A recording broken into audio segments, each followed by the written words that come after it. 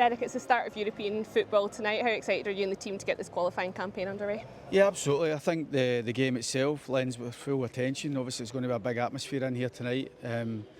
22,000, obviously the atmosphere means the bigger the game, the bigger the performance, we hope, and it's important that we have those concentration levels. But you know, we want to make sure European football is there for us this season, and we've got to navigate these early challenges.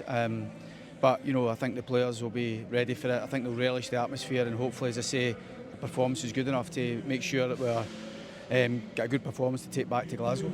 Just on your team tonight, Daisuke Yokota, he signed yesterday, he's straight in. What do you hope he can bring?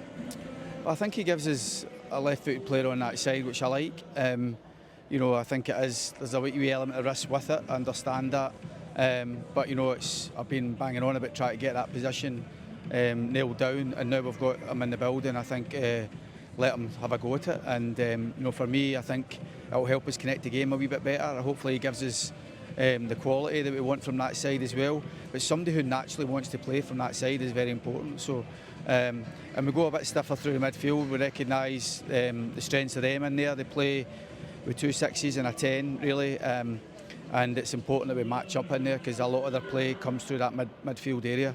And Tello, obviously, you've seen the other night, he's got moments of quality. Hopefully, we can get that support to Yusuf centrally and from the sides. Yeah, Dan's obviously got the captain's armband tonight as well. Was that important? I know you've spoken about having leaders throughout the group, but obviously he takes that on tonight.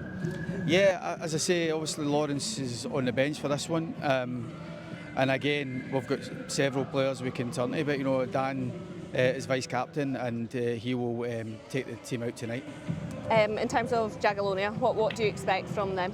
Yeah, so they've obviously started the league campaign with 2 victories, 2 tight wins, but what they do is they have that rotation through the middle of the park.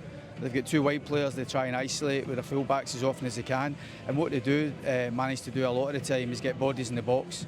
They score a lot of late goals, and I think that indicates good spirit and fitness for their team.